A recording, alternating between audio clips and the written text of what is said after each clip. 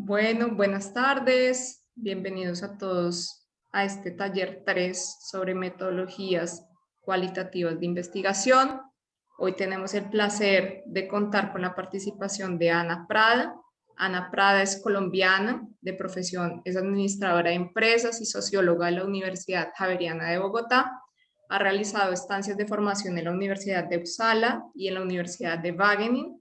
Se ha dedicado a temas de la ruralidad colombiana y latinoamericana y ha acompañado procesos de producción orgánicos y agroecológicos en Colombia, México, Guatemala, Costa Rica, Ecuador y Perú.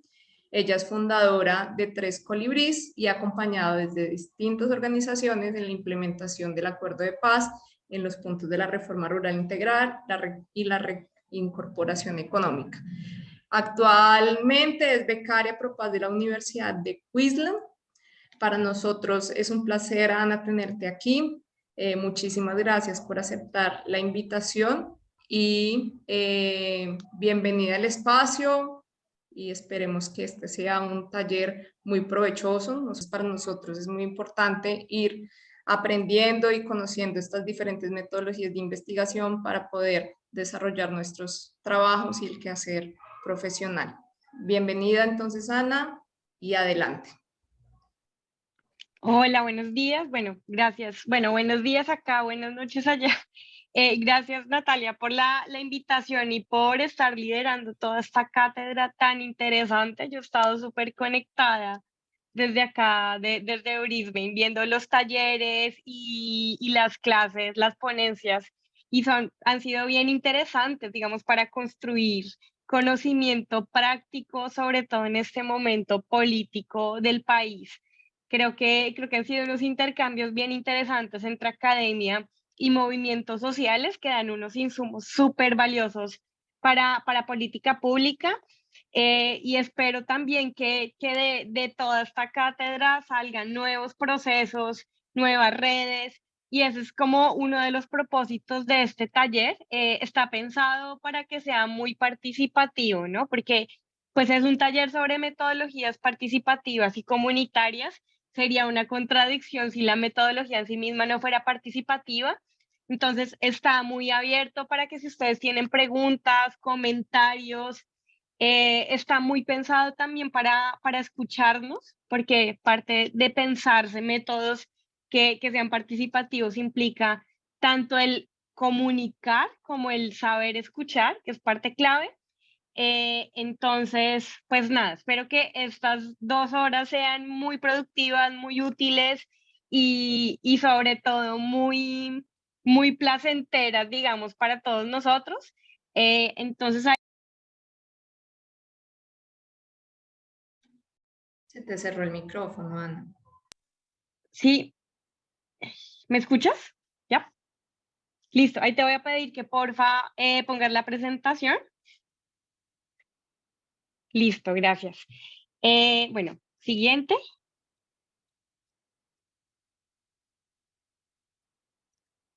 Listo. Bueno, este espacio está pensado en 3 grandes momentos. Primero, como presentar un poquito de dónde hemos venido. Ya Natalia mencionó un poco que los talleres de georreferenciación y proyectos, como recordar de dónde venimos, qué buscamos con este taller.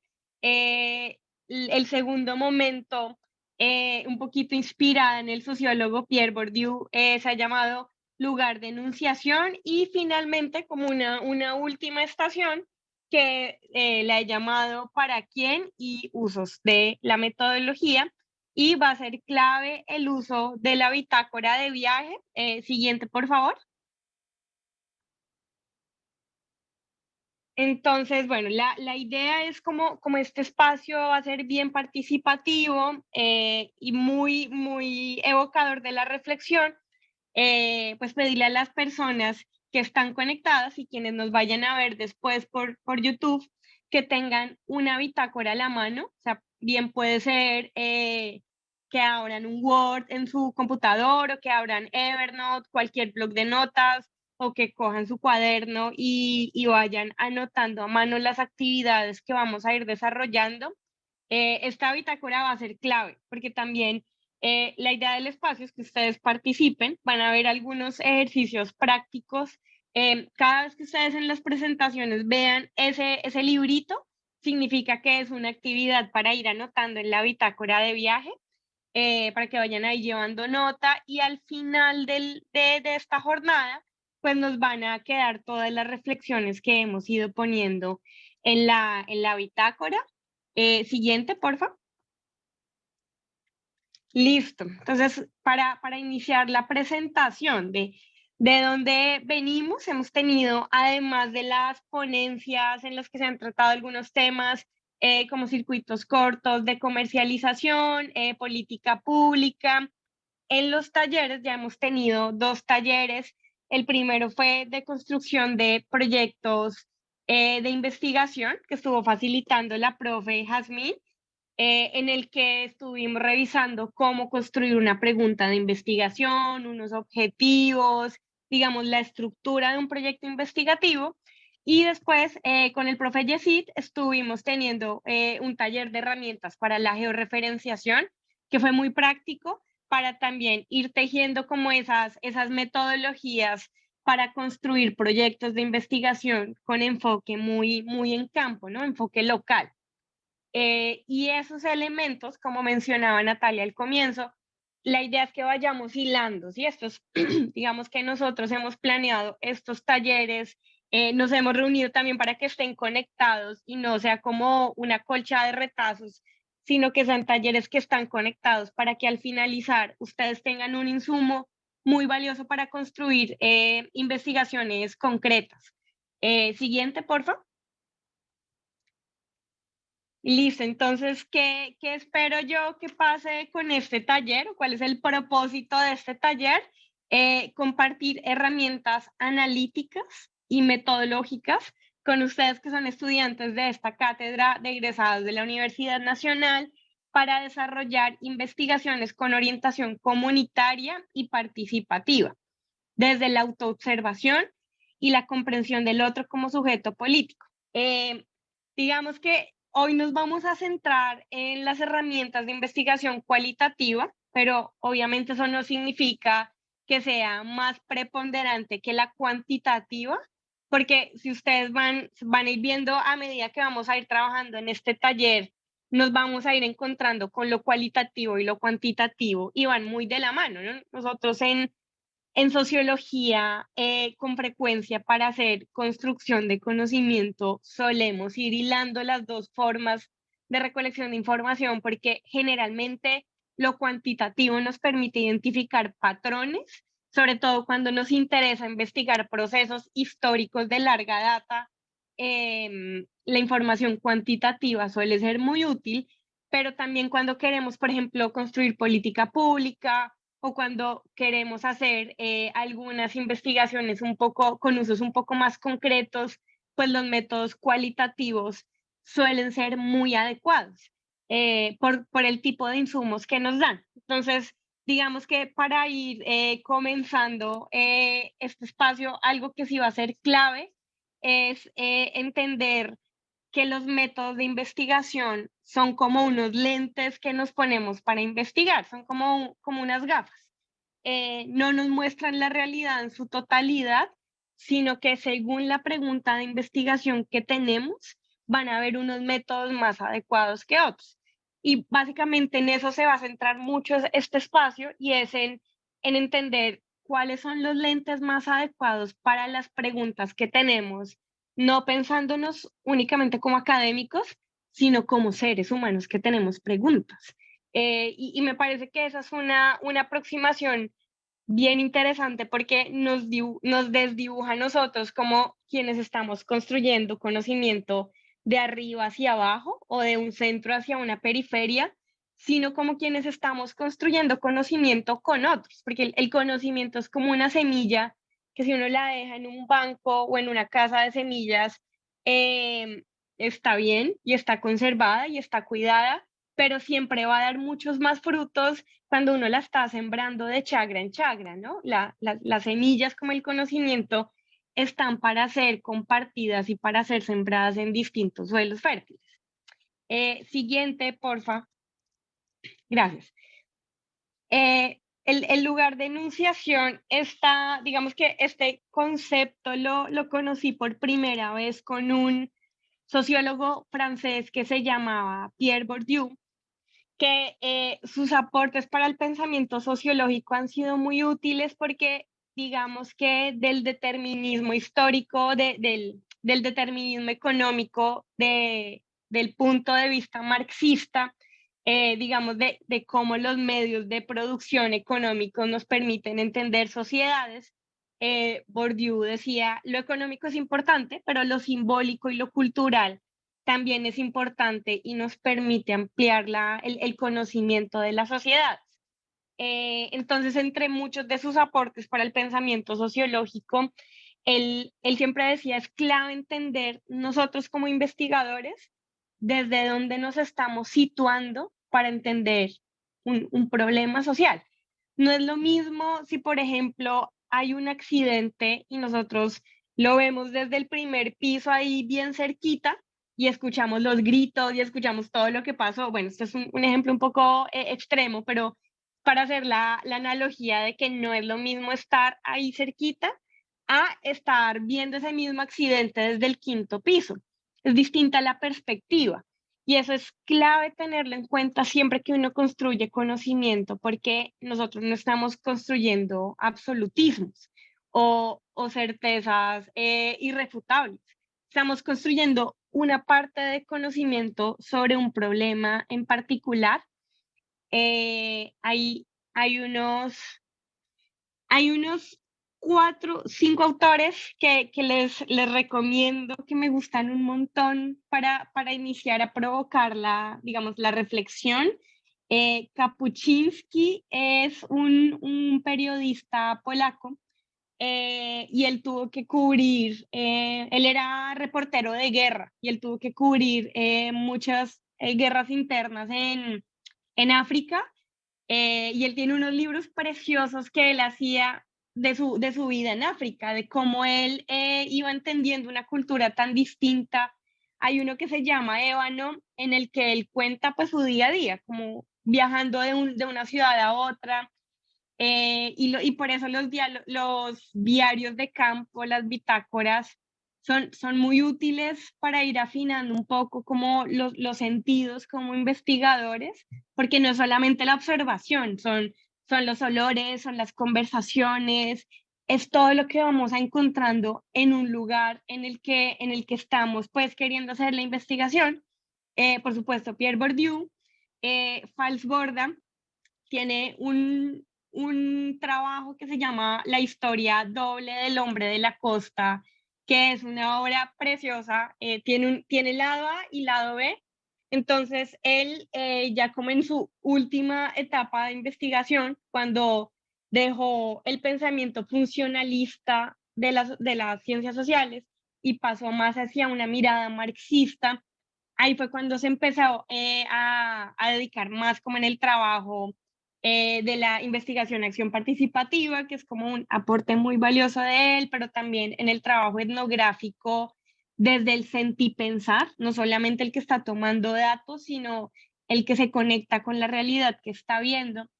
Y en ese trabajo hay algo bien interesante y es que ahí va dialogando la mirada analítica con el sentir pensar de él como sujeto que está en una realidad particular. eh, y digamos, en la ciencia siempre está como esta tensión en si estamos siendo rigurosos o no sobre el conocimiento que construimos, pero también siempre está la pregunta sobre el compromiso social y el sentido del conocimiento que estamos construyendo. Y yo creo que ese trabajo da muchas luces para hacernos esa pregunta del para qué. Finalmente, bueno, está Abad Padre, pero también es un ensayo súper valioso para entender un poco cómo escribir desde las sensibilidades personales.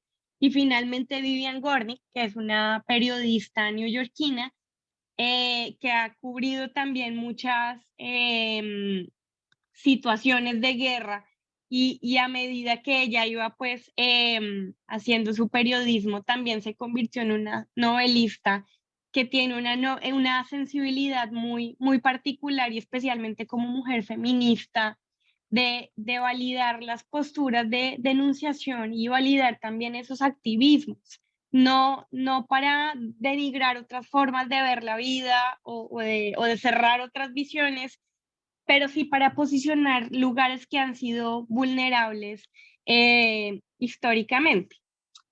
Entonces, digamos que hay como 4 elementos que me parece importantes dejar sobre la mesa con relación al lugar de denunciación. Primero, entender desde dónde nos estamos situando para comprender la realidad, que eso influye, por ejemplo, en nuestra formación. No es como que existan pues determinismos por nuestra formación, pero suele ser distinto cómo se acerca un ingeniero de sistemas, por ejemplo, o un sociólogo o un biólogo a entender un problema social concreto, y eso también enriquece mucho como la comprensión, ¿no? Nuestras afinidades políticas, eso es muy valioso entenderlo como investigadores, desde qué orilla política nos estamos parando, y nuestra identidad, que identidad es un concepto muy amplio, muy dinámico. Nuestra identidad se puede construir con relación a dónde nacimos, con relación a nuestro género, a nuestra raza, a nuestra clase social. Son un montón de variables que no controlamos y que se convierten parte de quienes nos construimos nosotros como sujetos y cómo nos mostramos hacia afuera. Finalmente, acá una reflexión. En la investigación nosotros nos transformamos y en esa transformación propia transformamos el mundo, algo muy valioso para entender metodologías participativas y comunitarias. Digamos que lo que yo estoy compartiendo en este taller nace de, más que de una experiencia académica, viene de una experiencia de la vida, pues, profesional, del encuentro con el otro y de a veces uno mismo darse golpes contra la pared, ¿no? De, de que inicialmente cuando empezamos a trabajar con un otro distinto, pensamos que estamos siendo nosotros los que estamos transformando el mundo y que estamos salvando a otros, pero finalmente, y me parece algo muy valioso, para desarrollar investigaciones participativas y comunitarias auténticas y transparentes en todo sentido, es entender que muchas veces los proyectos de investigación, más que transformar la realidad, nos transforman a nosotros. Y en la medida que nos transforman a nosotros, están teniendo un sentido. Es muy común que cuando ustedes están haciendo un proyecto o estamos haciendo un proyecto investigativo, tenemos una pregunta, un problema, una hipótesis inicial, y a medida que vamos avanzando en la investigación, cambia el problema. Y eso es parte de, ¿no? Porque encontramos que la pregunta que nos estábamos haciendo, alguien ya la había resuelto, o encontramos que no estábamos orientándonos por la manera que nos interesaba, o por X o Y motivo en el camino cambiamos de pregunta y de problema investigativo, y a veces eso suele ser muy frustrante, ¿no? Cuando las cosas se salen del control que teníamos previsto en el inicio, pero eso es parte de los procesos de construcción de conocimiento, no son lineales, y en la medida que sean más capaces de entender esos procesos, pueden ser más auténticos, que puede chocar a veces con el modelo tradicional de la academia, y ahí es cuando retoma ese valor, entender el sentido de, de las preguntas, del para qué estamos haciéndonos esas preguntas. Siguiente, porfa. Entonces, aquí nos vamos a encontrar con el primer ejercicio, que es, como yo les había dicho al comienzo de este taller, que tuviéramos una bitácora a la mano, como para anotar. Es un ejercicio, vamos a tener 5 minutos para hacer una construcción de nuestro propio lugar de enunciación.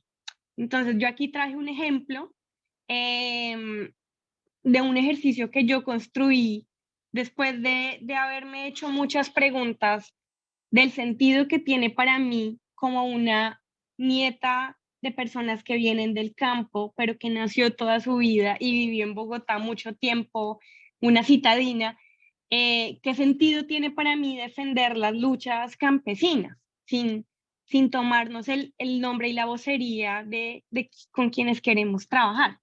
Entonces, este escrito que está acá es una reflexión personal que les comparto para motivarlos un poco de cuál sería mi lugar de enunciación. Esto, pongámosle hasta las 6:33, 5 minutos, para que ustedes en sus bitácoras anoten su lugar de enunciación. Este es un ejemplo, obviamente no tiene que ser igual, pero es como para que se hagan una idea de cómo pueden hacer ustedes esa redacción. Ahí está en la pantalla. Yo voy a apagar mi micrófono durante estos 5 minutos para que ustedes, cada uno en su bitácora, vaya anotando cuál sería es como un perfil, cuál sería su lugar de enunciación, desde donde están ustedes queriendo hacerse una pregunta de investigación, desde donde están ustedes curioseando, y entonces ahorita a las 33 volvemos.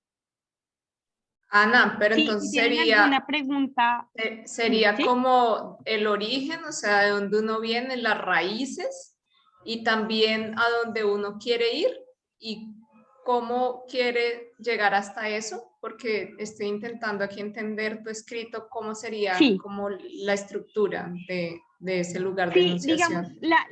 la estructura no tiene que ser alguna en particular, pero está bien que me hagas esa pregunta para aclararlo, es eh, nomás la sencilla pregunta de quién soy yo. ¿Cuál es mi origen? ¿Cuáles son mis intereses? ¿Cuáles son mis afinidades políticas? Yo sé que 5 minutos es muy poco tiempo para eso, pero es como, ¿qué podemos alcanzar a notar de cuál sería ese perfil? Sin ir más allá de hasta dónde quiero ir, sino por ahora entender un poquito desde dónde me estoy parando yo para investigar de, de mi formación, de mis intereses políticos, em, de mis orígenes. Bueno, no sé si es claro y si tienen alguna pregunta, levantan la mano y les profundizo un poco.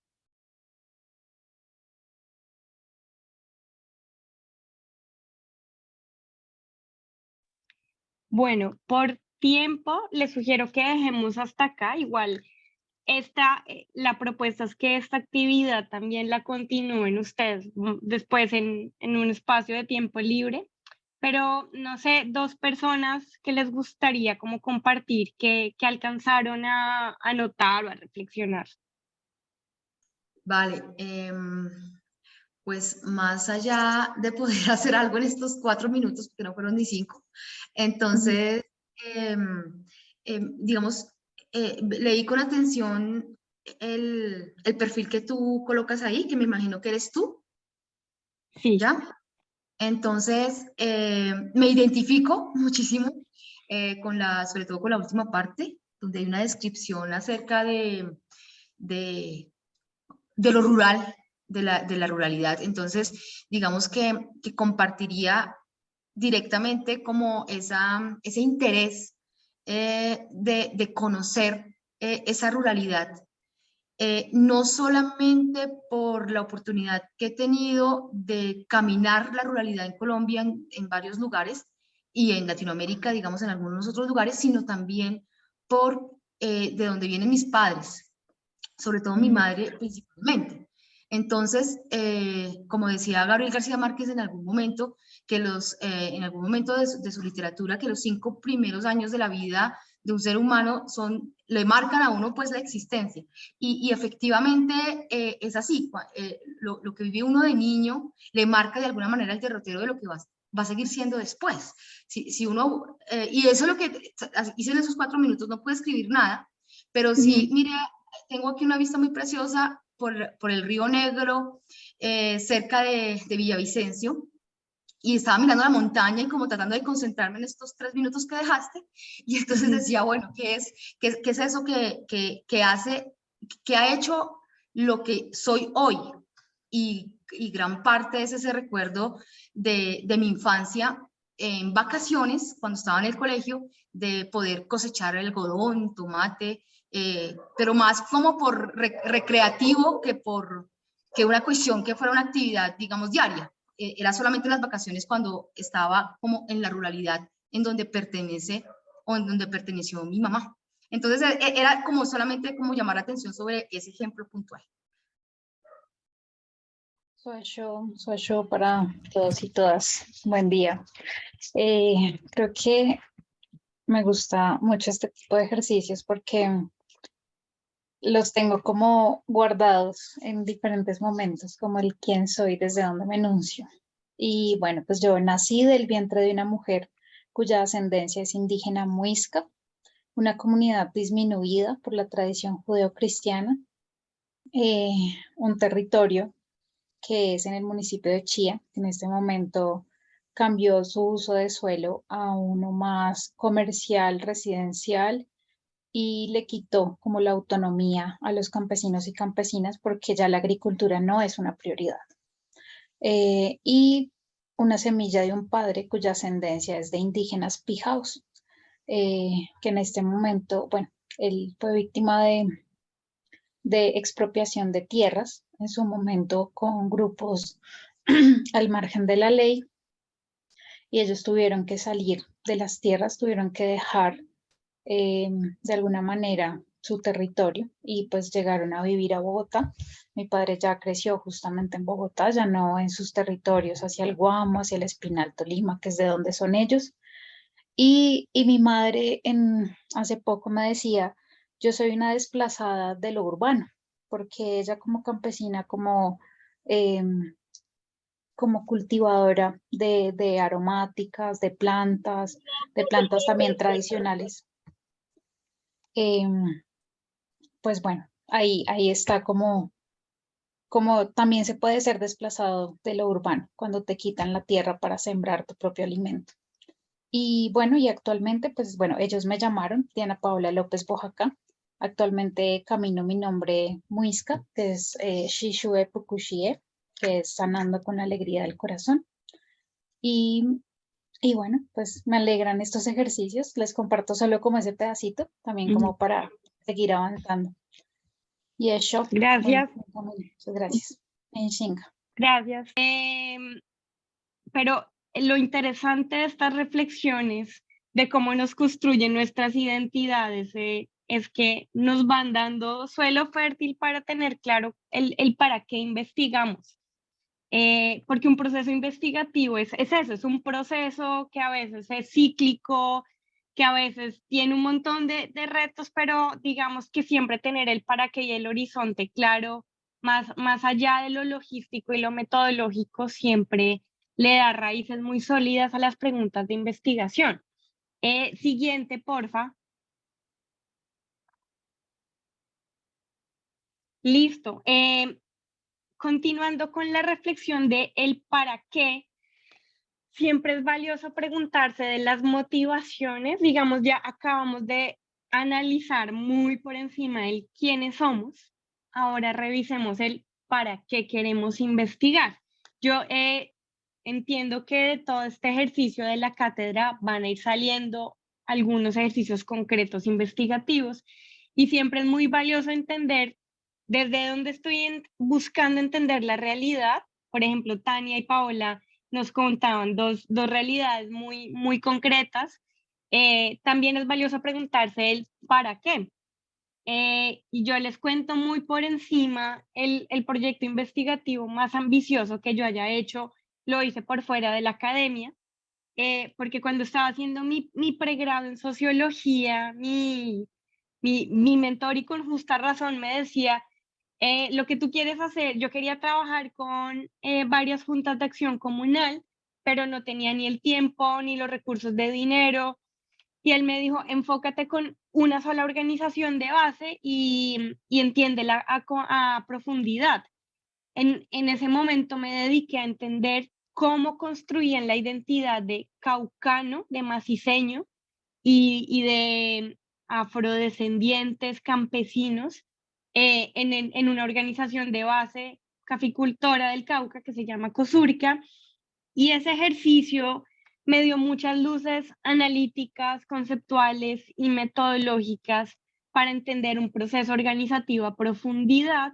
Sin embargo, yo quedé con ese sinsabor de que yo quería conocer más, quería viajar más y trabajar más de la mano con las organizaciones, que no lo logré hacer en el pregrado, y así fue como nació Custodios de Esperanza con 3 Colibrís, que fue un proyecto que yo hice con mis propios ahorros. Me fui por 10 países de Latinoamérica durante 10 meses. La información del proyecto la pueden encontrar ahí en 3 Colibrís, pero básicamente yo quería entender cuáles son los elementos organizativos, administrativos y comerciales que fortalecen a un proceso agroecológico. Y ahí trabajé con varias organizaciones de base, con apoyo de muchas personas para hacer una metodología clara y concreta, y con un propósito muy claro del para qué quiero hacer esto, porque me interesa que los campesinos que están por allá en Sardinata, en el lugar más remoto del Catatumbo, sepan qué pueden hacer para que su producción de cacao se pueda sostener, o porque me interesa también que productores de lácteos de allá de Cartagena del Chaira, en lugares súper remotos en Caquetá, tengan claro de que no son los únicos locos que están apostándole a la producción colectiva y sustentable de un producto pues hecho localmente, y que encontrando otras historias se inspiren, porque finalmente receta de éxito no hay. O sea, el hecho de que uno muestre un caso exitoso no garantiza que si tú lo replicas igual te va a funcionar, pero por lo menos sí te motiva a intentarlo, y eso es muy valioso en un país que a veces ha perdido tanto la esperanza por el conflicto armado. Ese era mi para qué. Eh, y desde ahí yo me hacía la pregunta de las motivaciones y las emociones que me movían a hacer esa investigación. A mí me parece que es muy valioso entender desde qué emoción estamos conectando en la investigación, em, sobre todo porque hay muchos tabúes sobre las emociones. A las mujeres se nos ha enseñado que está mal. Pues yo digo mujeres porque soy mujer, pero seguro a los hombres obviamente también hay tabús con las emociones. Pero en mi caso se nos ha tenido mucho tabú de sentir rabia. Nosotras no podemos sentir rabia, pero realmente fue mucha rabia la que me motivó a darle vida a 3 Colibrís. No solamente fue la esperanza, sino fue el malestar de tanta indiferencia en el país con los procesos campesinos que son tan resilientes. Y una emoción bien canalizada puede conducir a un montón de transformaciones. La rabia fue la que nos motivó a cambiar de gobierno. Y creo que eso es muy valioso para saber desde dónde estamos haciéndonos preguntas investigativas, pues porque además de investigadores somos también personas. Entonces, siguiente, por favor. En esta, que también sé que va a ser muy poco tiempo, pero como está el símbolo de la bitácora, este ejercicio para hacer con la bitácora, en 4 minutos hasta las y 48, que identifiquemos cuáles son las emociones que se relacionan con nuestra investigación y el para qué. O sea, qué quiero que pase conmigo y con mi entorno durante mi proceso de investigación. Esas serían como las 2 preguntas sobre las emociones, y qué quiero que pase conmigo y con mi entorno durante mi investigación hasta las y 48. Hola, buenas noches. Hola. Yo escribí, Lili Joana, yo escribí para comprender bien una situación era generar un cambio. De donde se encuentra la curiosidad, la acción de hilvanar historias y en sentido a la inquietud original. Genial. Gracias. Siguiente diapositiva, porfa. Listo, entonces ya entrando como este tercer momento de este taller sobre para quién y los usos de la investigación, esto es una perspectiva muy personal, porque yo sé que hay personas que piensan distinto, pero para mí es importante que la investigación que hacemos sea útil no en un sentido utilitarista y capitalista, sino en un sentido pues de que se pueda utilizar, de que le aporte a alguien. Y esa utilidad, a mi modo de ver, no es clara a menos de que uno tenga claro para quién quiere hacer investigación. Una vez habiéndonos hechas esta pregunta sobre quién soy yo y para qué quiero hacer investigación, que son preguntas muy internas, muy introspectivas, inicia un proceso de mirar hacia afuera, ¿no? Bueno, con estas emociones que tengo y estas curiosidades internas y esta historia de vida y esta forma personal de ver la vida que quiero aportar y para quién. Y algo que es muy importante y que me parecía una lección súper bonita que nos dejaban los firmantes de paz, excombatientes de FARC, cuando trabajábamos en el proceso de reincorporación económica. Ellos al gobierno saliente le decían con frecuencia: a nosotros déjenos de ver como objeto de política pública y empiecen a vernos como sujeto de política pública, que pareciera que solamente fuera una diferencia de palabras, pero es algo mucho más profundo. Dejar de ver al campesino como objeto de estudio y entenderlo como sujeto de derechos es otra cosa, es entendernos como iguales que estamos construyendo conocimiento juntos, y también es entender al otro como persona que tiene proyectos de vida, tiene aspiraciones, tiene sueños igual que nosotros, y eso nos invita a hacer procesos investigativos mucho más serios y más transparentes. Es, em, es muy común caer en el riesgo como investigadores de vamos a una comunidad, sacamos la información, publicamos y no volvemos. Y ese es un reto que tenemos como investigadores, y eso también implica por el tipo de relaciones que estamos construyendo con quien investigamos, y pasa mucho por empezar a construir redes y comunidades. A mí me gusta mucho construir conocimiento como redes y como comunidades. Yo siento que esta cátedra que Natalia está facilitando y liderando es eso, ¿no? Es una semilla para construir nuevas redes y comunidades de conocimiento, y hasta ustedes hoy que están participando en este taller pueden ser también facilitadores de esa red, porque es súper distinto pensar en construir de arriba hacia abajo esa mirada asistencialista tradicional y pasar a construir en red, porque cambian las relaciones y cambian la manera de mirar la investigación. Desde Tres Colibríes, pues hacemos parte de 4 redes en particular: de Slow Food, que ha sido un espacio lindísimo para construir conocimiento con personas de todo el mundo; de la red de guardianes de semillas; de Regeneración Internacional y de la Red Nacional de Agricultura Familiar. Y estos espacios fomentan mucho la construcción de conocimiento conjunto, que es pensar lo comunitario de manera distinta, o sea, vivir eso comunitario que queremos construir, que es más retador y me parece a mí más interesante construir desde la comunidad, porque como investigadores, una cosa es cuando vamos hacia afuera a entender la comunidad y otra cosa es entender todas las complejidades que implica como seres humanos llegar a consensos sostenidos en el largo plazo. Muchas veces nosotros como investigadores nos preguntamos por qué los procesos organizativos no se sostienen, y nosotros mismos tenemos dificultades para ser parte de procesos comunitarios. Y yo creo que esas son preguntas muy válidas para hacernos a nosotros mismos como investigadores, para entrar en empatía y entender un poco todos esos estudios que hay, que el mundo está lleno de estudios de cooperativismo y asociatividad, pero es otra cosa cuando estudiamos con conocimiento de causa de toda la complejidad que implica llegar a consensos como personas y como procesos organizativos.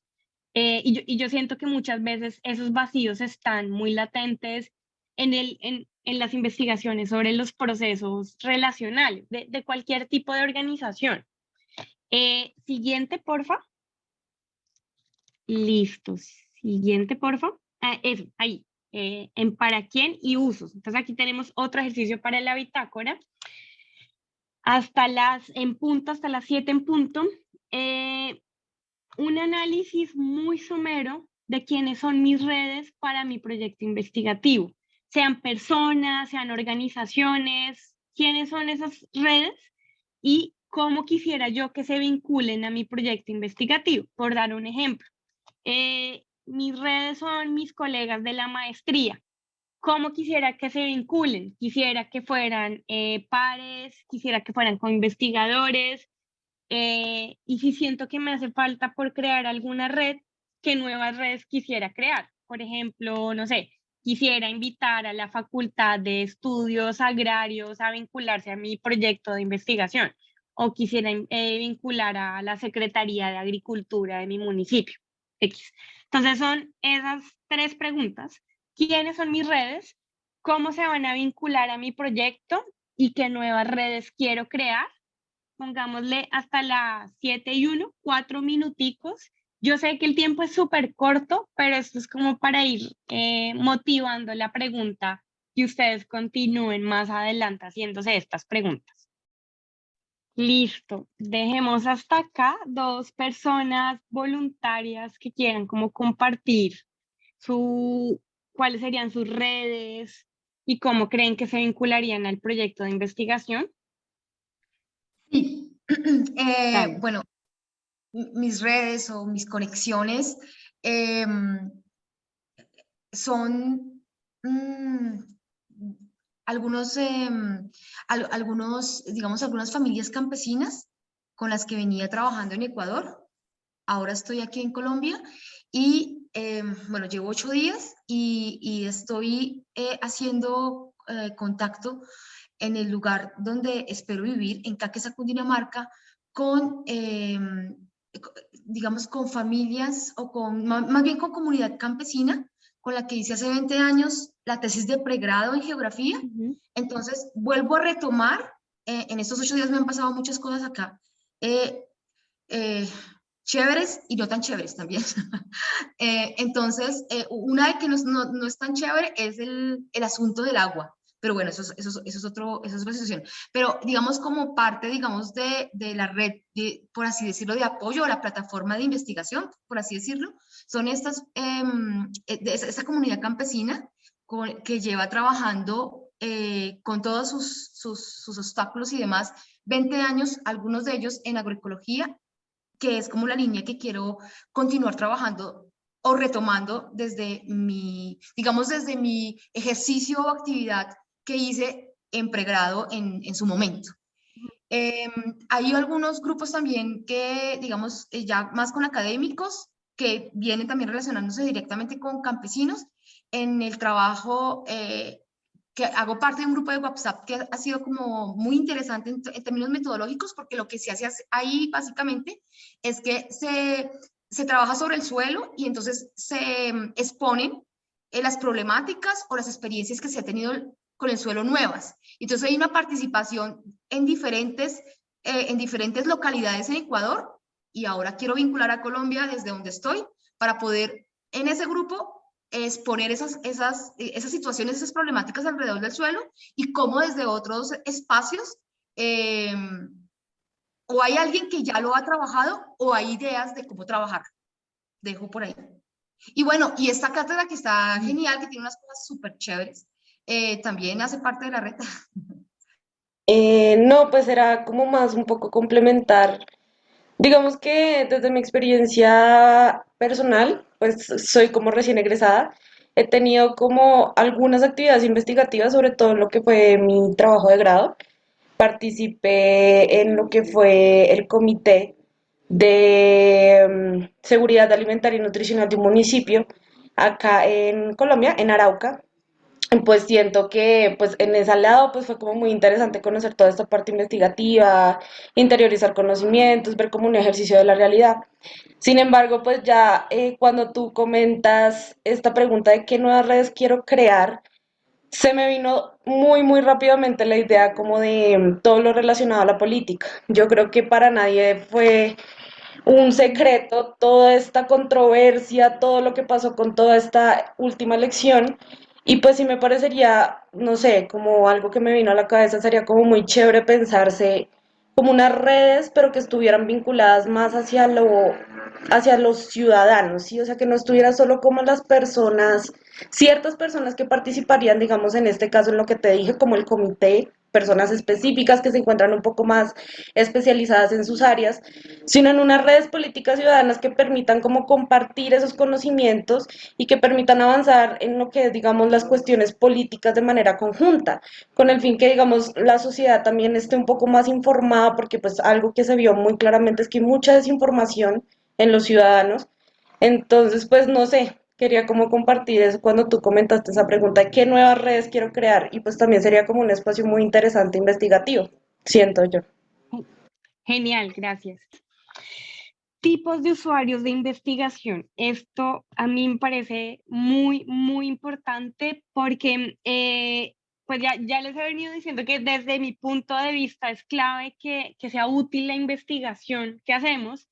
eh, y para definir la utilidad, pues es clave saber para quién queremos que esté orientada la investigación, habiéndonos hecho todo este proceso de introspección que ya hemos venido abordando en este taller, para quienes quiero yo que sea destinada mi investigación, que es distinto a las redes, porque por ejemplo, lo que decía Tatiana de estas nuevas redes que ella quiere construir, por dar un ejemplo, ellos serían las redes que investigan, pero los usuarios podrían ser los tomadores de decisiones de política pública, que hay una diferencia entre los investigadores y los usuarios en algunos casos, no siempre, pero siempre es muy necesario identificar quiénes serían los que la utilizarían, porque eso nos va delineando métodos, formatos de difusión, nos va dando muchas luces para ir armando el esquema metodológico de cómo continuar el proceso investigativo. Entonces, aquí hay 4 ejemplos de tipos de usuarios, pero no son los únicos, uno puede encontrar un montón. Pueden ser académicos, ser que ustedes quieran construir una investigación para otros académicos, que pueden ser profesores, estudiantes, grupos de investigación, o puede ser que ustedes quieran construir conocimiento para organizaciones locales.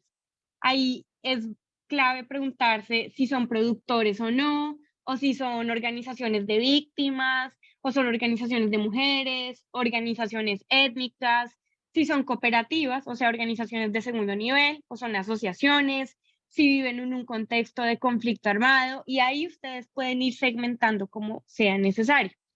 O si quieren que los usuarios sean de, digamos, opinión pública, que es un poco más amplio, que generalmente pueden ser jóvenes, adultos mayores, o pueden ser tomadores de decisiones, que ahí vale la pena preguntarse si son tomadores de decisiones a nivel nacional o territorial. No es lo mismo decir, quiero dar insumos para una resolución que vaya a utilizar el Ministerio de Agricultura, a quiero hacer una ordenanza para el municipio, para mi municipio.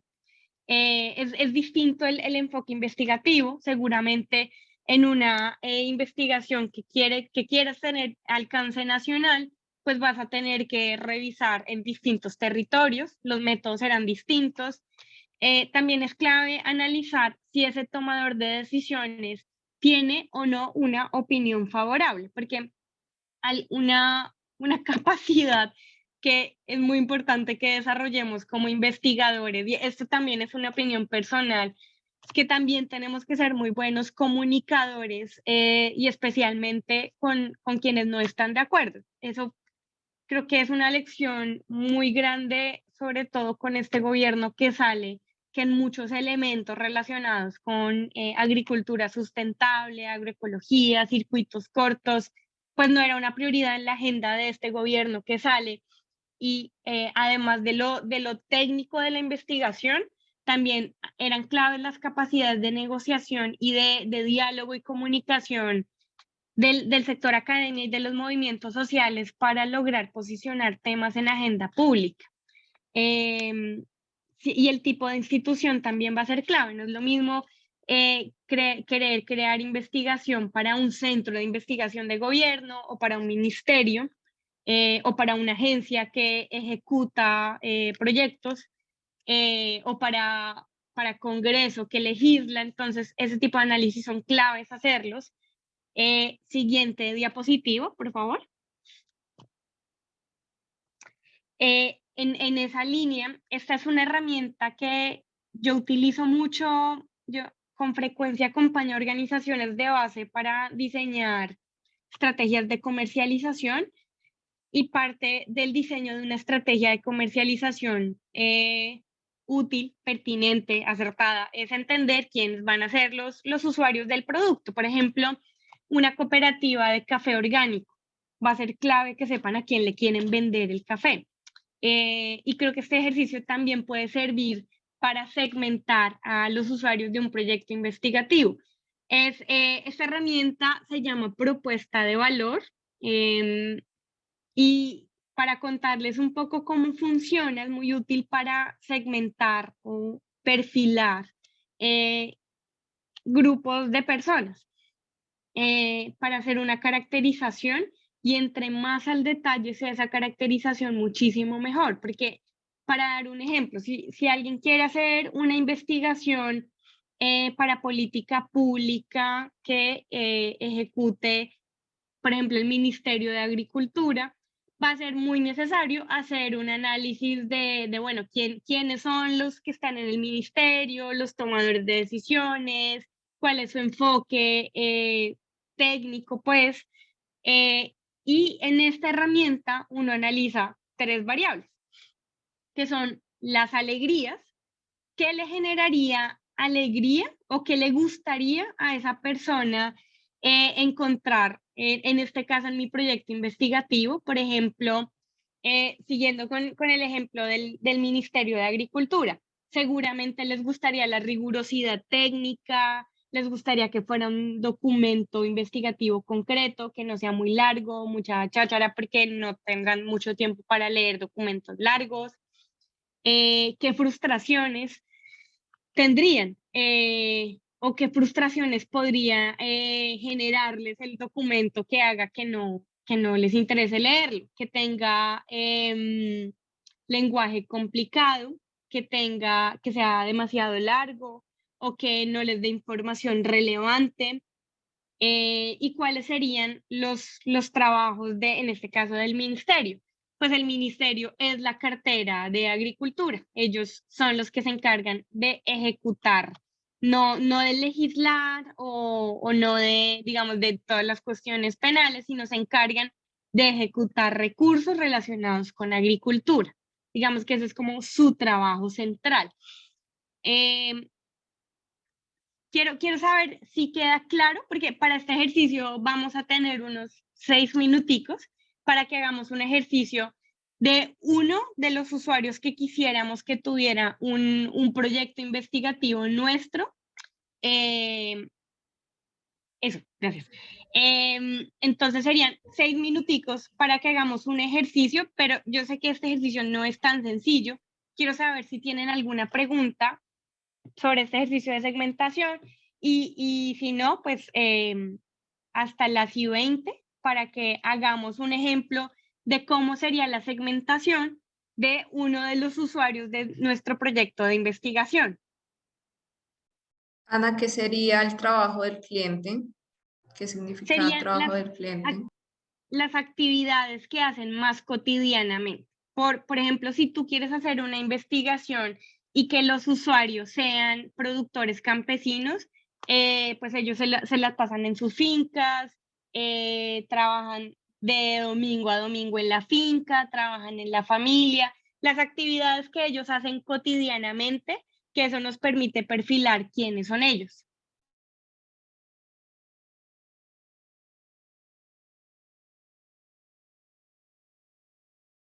Listo, entonces dejemos hasta acá. Y si te parece, Natalia, contarnos un poquito cómo sería la segmentación de uno de los usuarios de un proyecto de investigación que te interese realizar.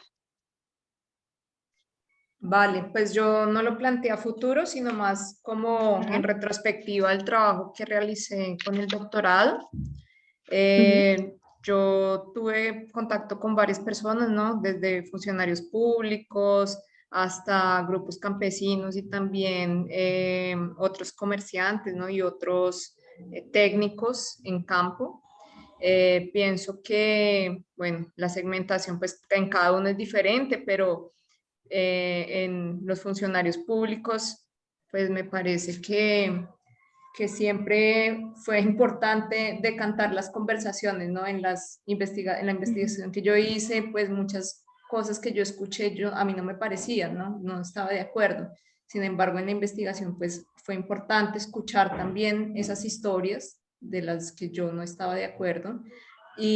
Pues ahí me surge como la pregunta es cómo mediarle el lenguaje entre las alegrías y las frustraciones, porque a veces los objetivos de uno no son iguales a los otros, ¿no? En mi caso particular, pues a veces uno piensa que el tiempo no es suficiente porque en esta construcción de política pública, pues las respuestas se necesitan muy rápido y a veces uno se siente como muy incapaz de hacer esas recomendaciones cuando tú no has procesado como la información, no has entendido los procesos. Entonces sí me parece que ante toda esta cuestión de las redes, pues es importante como asesorarse, ir llamando conjuntamente personas pues que han trabajado en estos temas, probablemente sería una forma.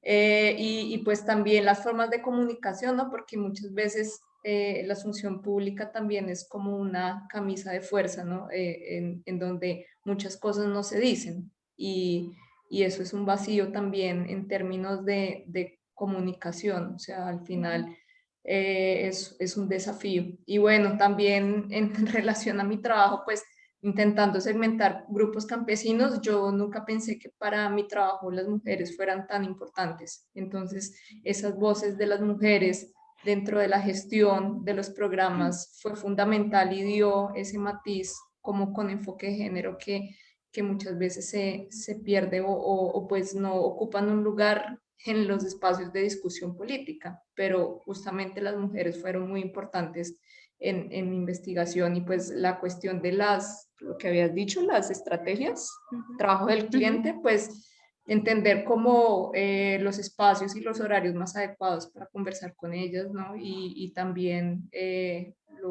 la forma en cómo las abordas es fundamental. Bueno, dejaría por ahí. Listo, súper, gracias. ¿Alguien más quisiera compartir cómo sería como su propuesta pues de segmentación de los usuarios de su propuesta investigativa? Súper valiosa esa reflexión. Continuemos. Siguiente diapositiva, por favor. Sobre los usos, ya hemos hablado de las redes y de los usuarios de la investigación. Cuando ya sabemos quién va a usar mi investigación, es muchísimo más fácil tener claro el uso. Pasamos del usuario al uso. Un uso puede ser construir política pública, que hay distintos tipos. Puede ser decretos, leyes, ordenanzas, lineamientos de política pública, o pueden ser publicaciones indexadas, otro tipo de uso, pues, o planes de vida comunitarios. Son planes que se construyen con organizaciones sociales de base, pueden ser medios de comunicación, de difusión masiva. Siguiente, porfa. Pueden ser también investigaciones académicas, pueden ser estudios de prefactibilidad, que son muy comunes antes de hacer proyectos de grandes cuantías, se hacen estudios de prefactibilidad. Por ejemplo, si se va a construir un nuevo puente, bueno, se analiza el impacto social, ambiental, etc. Las líneas de base de proyectos, si alguno de ustedes trabaja en ejecución de proyectos sociales, seguramente se habrán encontrado en que para iniciar el proyecto y hacer como el análisis de los impactos que tuvo el proyecto, pues uno inicia haciendo una línea de base. ¿Cómo están los indicadores de inicio para después hacer seguimiento y monitoreo?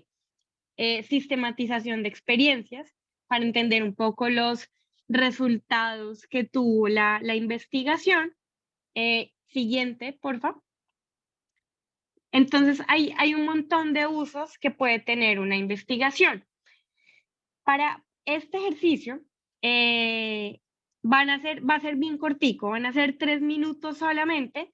Es que ustedes hagan una lluvia de ideas de cuáles pueden ser los usos que le quisieran dar a la investigación. O sea, quisieran que fuera para política pública o para una publicación indexada o para un documento que le queda a una organización de base, etc. Entonces, dejamos hasta las y 32 para escuchar un par de intervenciones sobre cuáles creerían ustedes que podrían ser los usos de su proceso de investigación. Listo. Bueno, dejemos hasta acá. Igual, como todos los ejercicios de este taller, la idea es provocar la profundización, pero bueno, quisiera escuchar a 2 personas que nos quieran contar un poco qué tipo de usos les parecen los más interesantes para su investigación personal. No, pues yo aquí digo que depende del tipo de investigación que sea, ¿no? Digamos, si es, a qué nivel, digamos, es una tesis, es una investigación de un doctorado, es una, ¿qué diría yo? De un proyecto que se esté haciendo en alguna zona con diferentes tipos de usuarios, así sea producir una cartilla. Debería ser, lo que yo quisiera es que ese producto de verdad lo utilizara, digamos, si usted es la cartilla, lo utilizara los productores, pero de una forma que de verdad lo usan, porque uno ha entregado muchas cosas y la gente no utiliza esos productos, digamos, a nivel de productores, porque pues eso se les vuelve un complique. Y otro tipo, pues de trabajos y de investigaciones ya más especializados, pues se vuelve muy académico casi siempre, ¿no? Entonces se vuelve para que lo consulten las personas que están haciendo este tipo de trabajos. Entonces, pues depende también del usuario, creo yo. Gracias, Amanda. Sí, efectivamente, por eso antes de hacer el análisis de usos, hacemos el análisis de usuarios para identificar pues que sea el formato y el uso más adecuado para esas personas a las que nos interesa llegar. Bueno, pues de la investigación la refería a la que estoy haciendo en la maestría. De ahí digamos que pues va a salir, es una investigación académica entre la tipología que tú mostrabas y espero obviamente y pues creo que es una exigencia que quede publicado en una revista indexada, pero aparte de eso digamos que es los requisitos mínimos. Me gustaría generar un documento para las organizaciones de base. Yo creo que pues con las personas que estaría trabajando es como lo que el ideal de que pues lo que decía ahorita que tal vez no le sea útil. Sí, yo creo, también estoy de acuerdo que el lenguaje tiene que ser preciso, pero yo creo que uno, o por lo menos yo en lo que pienso en mis ideales es que uno investiga para la gente. eh, Uno se construye en la investigación, pero pues se debe a la gente que le está ayudando pues como objetivo, como población objetivo. Y finalmente, pues no sé si el alcance sea de generar algún documento de política, pero sí sería bonito que quedara, que reforzara las teorías en las que estoy trabajando y que pudiera entrar dentro del discurso que manejan los funcionarios públicos, así no sea una política, pero de pronto ese cambio de lenguaje que ayude. Aquí hemos ido decantando como si fuera un proceso introspectivo la investigación, casi que de adentro hacia afuera. Muchas veces se plantea que la primera pregunta es el método, pero como hemos visto casi que va es al final. En una investigación participativa y comunitaria suele predominar la construcción o la revisión de fuentes primarias, que son las que uno construye. También se utilizan las fuentes secundarias, que son pues remitirse a otros documentos. No me voy a dedicar en abordar las fuentes secundarias, sino las primarias, Y hay muchos métodos muy interesantes para construir la información. Las mingas de pensamiento, que son espacios participativos de compartir palabra, que está muy inspirado en cómo muchas comunidades indígenas para tomar decisiones importantes se reúnen a escucharse en círculos de palabra. Y ese puede ser un método muy valioso en la medida que nos interesa hacer con análisis participativo, pues escuchar la mayor cantidad de voces, que no suele ser lo más sencillo.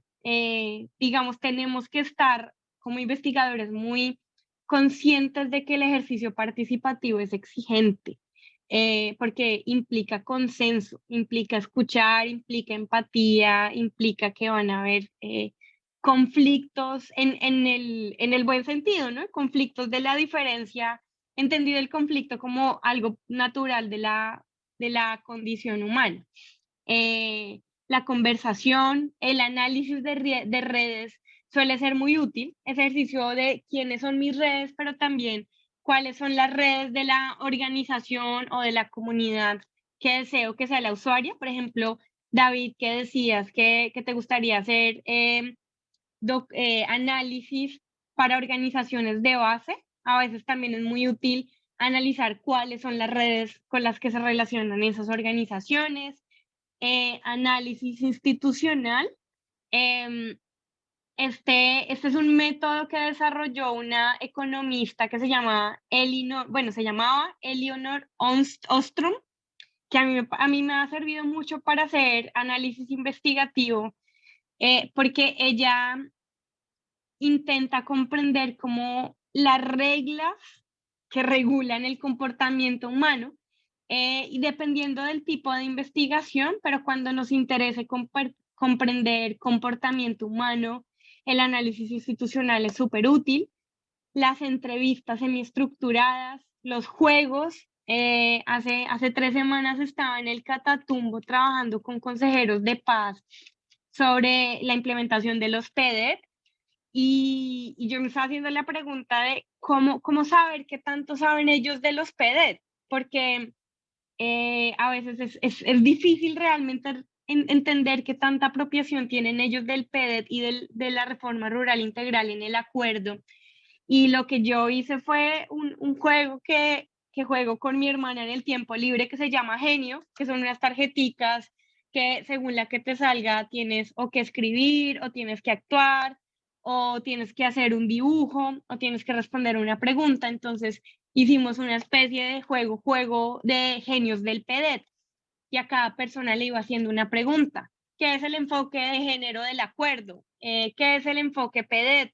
¿Qué es el enfoque territorial? Y de manera muy didáctica y divertida, entre todos nos íbamos dando cuenta qué apropiación hay del acuerdo, y realmente no era la más alta en algunos temas por parte de los consejeros. Las personas de los grupos motor sí la tenían muy clara, pero es porque a veces hay mucha complejidad conceptual, ¿no? Hay muchos conceptos en el acuerdo de paz que hasta para quienes nos hemos dedicado a entenderlos siguen siendo complejos por el lenguaje y por la cantidad de cuestiones técnicas que se reúnen ahí. Entonces, los juegos pueden ser una manera bien interesante de recolectar información, la planeación conjunta, el análisis etnográfico, la empatía como método transversal de todo, ¿no? Conectar un poco con el lugar de enunciación también del otro, las lluvias de ideas, la metodología campesino a campesino, que es muy útil para, no solo para investigar, sino para ejecutar proyectos sociales, y los viajes investigativos suelen ser un método muy útil.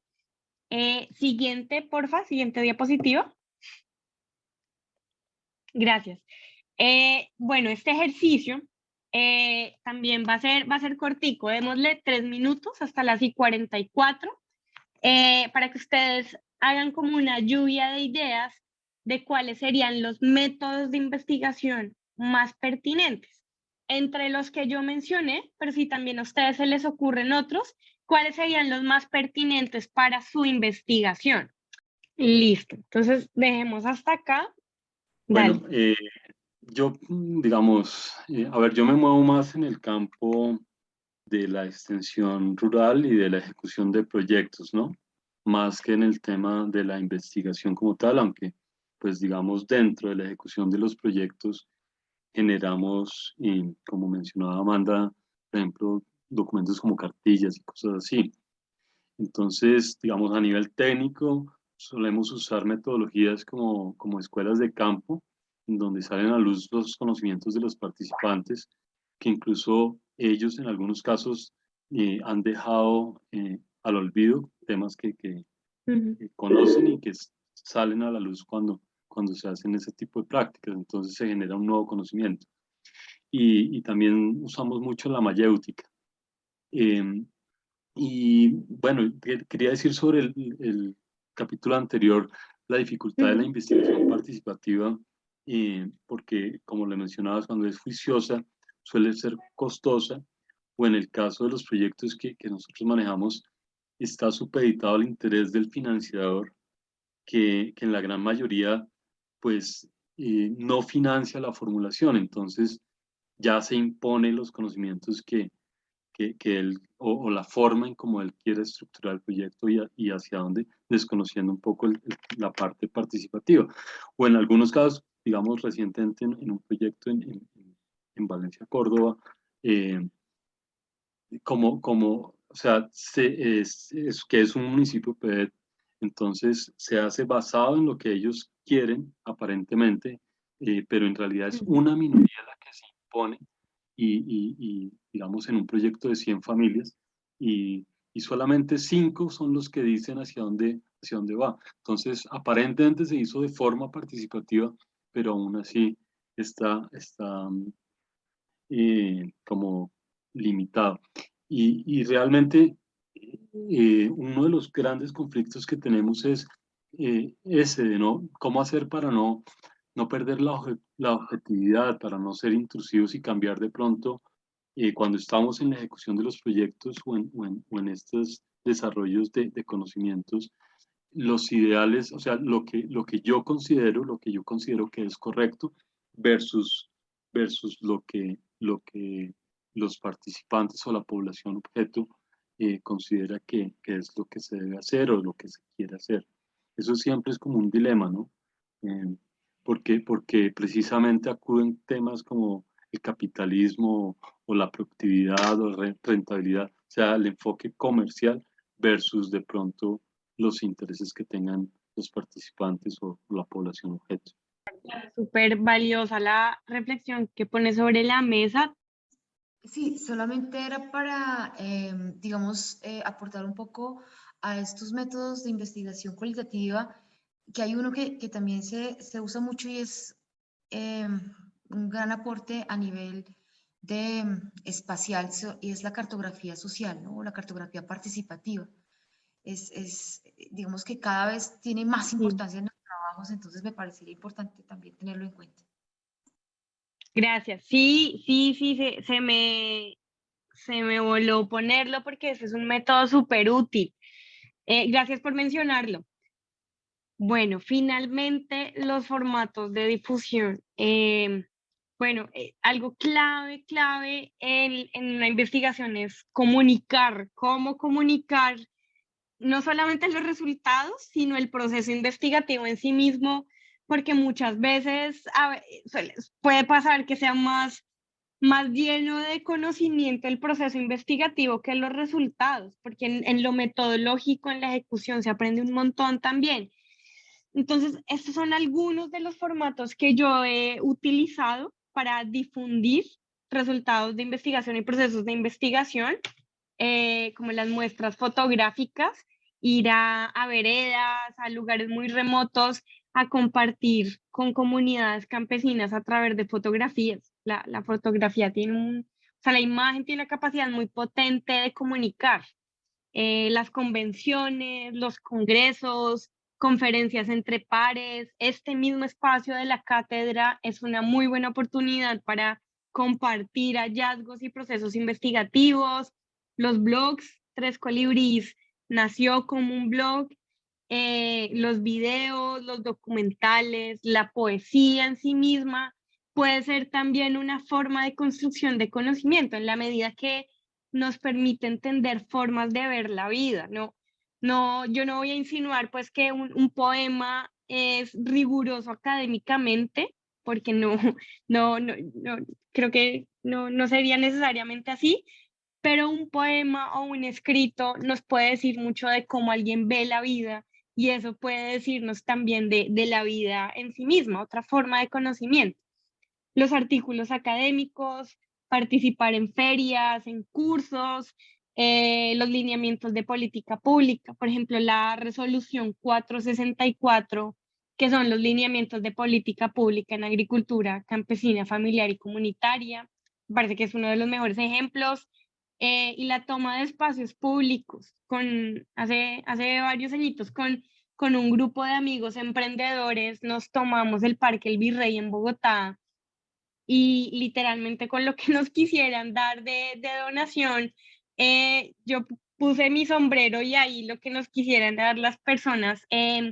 Hicimos talleres sobre varios temas que nos parecían claves, talleres sobre compostaje, reciclaje, agroecología, y esas también son formas muy valiosas de difusión, llevar el conocimiento a la calle, donde están las personas del día a día, pues. Ana, ¿yo puedo preguntarte algo? Sí, dale. ¿Qué pasaba por tu cabeza hace varios años cuando hacías live de Facebook y traías esas discusiones y artículos de columnas de pensamiento, reflexión, traduciéndolo del texto al formato audiovisual? ¿Cómo, o sea, de dónde salió esa idea? Porque realmente así fue como yo te conocí y fue hace muchísimos Sí. años y fue maravilloso. Entonces, quería preguntarte, yo siempre me pensaba como, wow, mira ella como tan, o sea, tan independiente, como tan creativa y colocando ese conocimiento tan importante en las redes sociales. Eso me parecía magnífico y quería felicitarte porque ya era fan tuyo desde hace muchos años. Gracias. Pues Tres Colibris es un laboratorio, aquí hago la cuña, y es que la independencia económica da independencia política. Nosotros como Tres Colibris, que Gerardo mencionaba el tema de la financiación, y es berraco hacer métodos participativos cuando nos financian otros.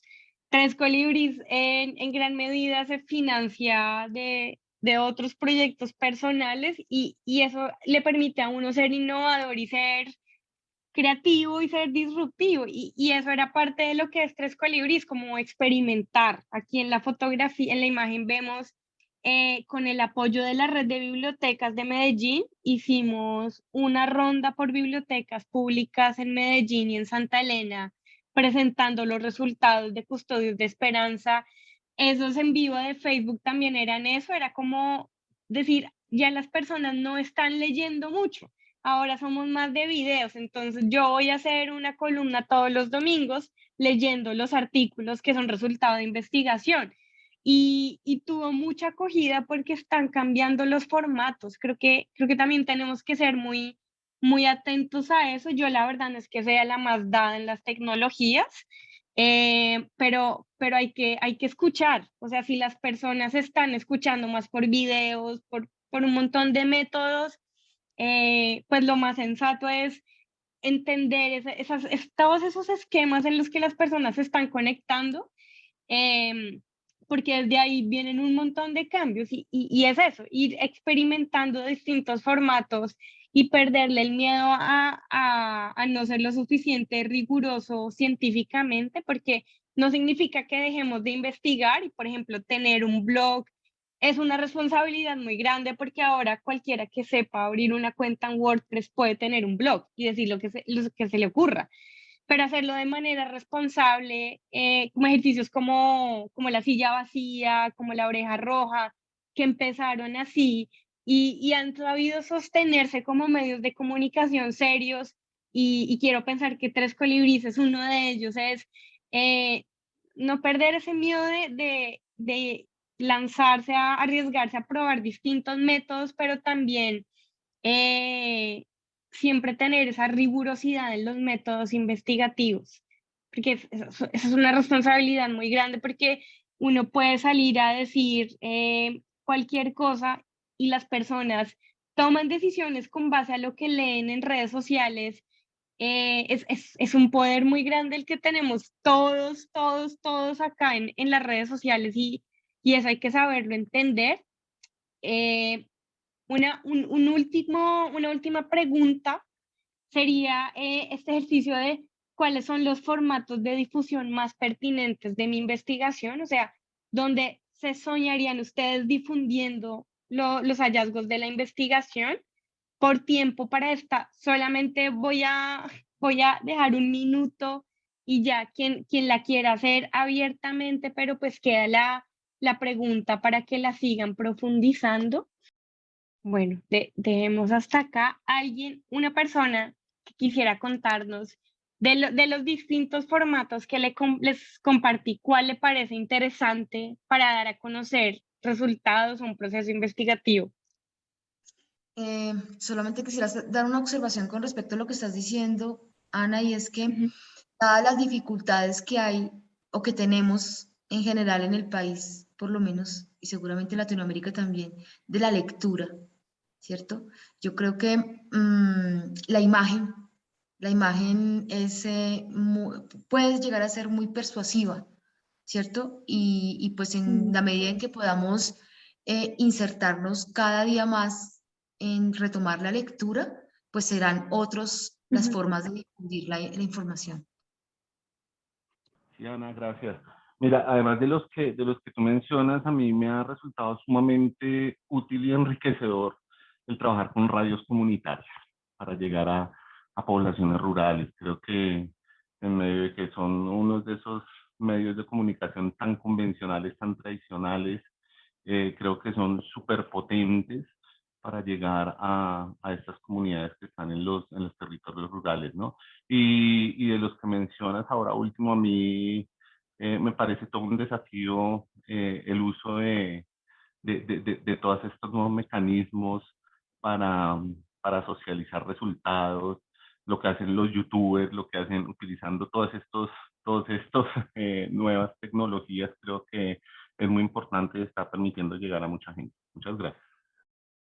Bueno, para finalizar, quisiera escuchar a una o dos personas que nos compartan un poco qué les queda en su bitácora. Digamos que aquí ya cerramos el taller, ya lo que fue, pero quedan un montón de preguntas para que ustedes en su bitácora las continúen profundizando. Entonces, bueno, una o dos personas que nos cuenten qué queda, no el detalle, pero qué queda en esa bitácora de este taller de hoy. Pues bueno, soy yo. Siento que estamos enfrentados también como a una doble forma también, bueno, quizás a muchas más, pero esta academia que se ha creado para, pues, por ejemplo, publicar en revistas indexadas o con un montón de protocolos, eh, como que, como que quizás requerimos ese puente que tú mencionas cuando también le das fuerza a Tres Colibríes, y es cómo llevamos nuestras investigaciones, como todo el tiempo que invertimos también como pues desde los diferentes métodos, medios, formas, desde incluso nuestros bolsillos propios, porque no siempre tenemos financiación para movilizar la información que requerimos. No recuerdo si era Gerardo el que decía como normalmente la formulación pues no se financia, sino que es algo que hacemos nosotros y nosotras. Entonces es como en este momento también es un reto gigante poder presentar como todo el proceso teniendo también e incluyendo comunidades. Pues bueno, en este ejercicio, por ejemplo, que implica la práctica misma, ¿sí? Con Tania haciendo el mapa conceptual hablábamos como aún hay una brecha muy grande de cualificación, por ejemplo, de los campesinos, de las personas que tienen incluso formas muy análogas de hacer sus cultivos. cuando empiezan a generarse esas otras redes, cuando empieza a haber como un acceso a información, porque al vivir en la ciudad, yo siento que hay también un imaginario de que todo el mundo tiene acceso a Internet y pues no es así. Efectivamente, hay muchas zonas rurales donde el Internet no llega. Entonces, por ejemplo, este tema de usar las emisoras comunitarias donde es la voz, donde incluso si uno va a ir a un colegio, uno avisa es por la emisora comunitaria y hay un lugar donde a uno lo van a recoger y camina 2 horas más para llegar, por ejemplo, a la casa donde se va a quedar y hacer la actividad comunitaria. Entonces, bueno, todo esto me hace pensar como en que es importante también darnos cuenta que Colombia tiene una extensión muy grande rural, que, que realmente es importante como acercarnos, como salir un poco de nuestra comodidad, tanto universitaria. Bueno, yo ya soy egresada, pero invitando también como si en este momento hay estudiantes o estamos egresados, como vincularnos como como a ese ir al territorio. Y de eso último que nos compartes es pues cómo vamos a presentar nuestras investigaciones, cómo le damos lugar, por ejemplo, a la imagen, al podcast, así no sea tan divertido el tema de manejo de redes, porque también a uno lo absorben muchas otras cosas, pero quizás poder llevar en otras palabras, en otros lenguajes también como esta información que son los hallazgos y que quizás es lo relevante de investigar, pues generar una transformación social, una transformación para también el campesino mismo, que es el que está gastando muchas horas de su vida con un asadón, ¿sí? Y bueno, eso es por un lado, por ahí va un poco como lo que me llevo de escucharte en este día. Bien, Shinga. Entonces yo dejaría hasta acá, espero que este taller sea de utilidad para ustedes. La grabación queda en YouTube para que vuelvan a las preguntas y las revisen. Y yo también pues le compartí a Natalia las diapositivas para que las vuelvan a revisar y yo dejaría hasta acá. Muchísimas gracias. Yo creo que fue un taller maravilloso. Nunca pensé que fuera tan interactivo, tan divertido y tan así que invitara tanto a la reflexión. A cada día que pasa, la vara se coloca más alta y eso me pone muy, muy emocionada y realmente muy emotiva. Pienso que esto para nosotros, para nuestro trabajo, para cuestionarnos también de lo que hemos hecho y principalmente lo que, cómo vamos a enfocar, ¿no? En un futuro nuestra acción, nuestra labor. A mí una cosa que me dejó muy pensativa es cómo las raíces a veces nos dejan y nos crean limitaciones, ¿no? También en el sentido de que a veces nosotros no reconocemos nuestros orígenes y también ese transitar por caminos y por senderos o por trochas donde no hemos andado, nos llama el desafío de hacer ese trabajo, ¿sabes? Liberarnos de los pesos que cargamos en la mochila, esos lastres que no nos dejan caminar tan libremente. Y bueno, innovar y con creatividad ir construyendo el camino, esos lazos, esas redes, y justamente salir de nuestra zona de confort y explorar nuevos caminos es lo que va a enriquecer este conocimiento. Muchísimas comentarios y mensajes de agradecimiento en el chat y para mí fue un gran placer realmente estar aquí compartiendo ese espacio, escuchándonos y escuchando también las vivencias de los otros. Jessy, ¿tú quieres dar algunas palabras también? Sí, quería agradecerle a Ana porque me ha parecido la forma de abordar este taller muy práctica, muy vivencial y sobre todo reflexionaba mucho por los autores que nos planteabas al principio y se me venía a la mente lo que Falborda nos planteaba, el desafío a cuando hacemos investigación volvernos sentipensantes. Creo que la forma como lo has abordado hoy, como lo has mostrado, las metodologías, las herramientas, las preguntas, el definir todos aquellos segmentos, el tener claridad de a quién estamos, para quién nos debemos, a quién queremos orientar nuestras investigaciones resulta fundamental para lograr un éxito y abordar estos procesos de la mejor forma. Te agradezco muchísimo, ha sido muy rico el taller y la experiencia que nos cuentas, pues evidentemente nos da cuenta que existe una forma muy rica de llegar a la comunidad y recoger esos temas y trabajar para construir entre todos. Muchísimas gracias, Ana. Gracias.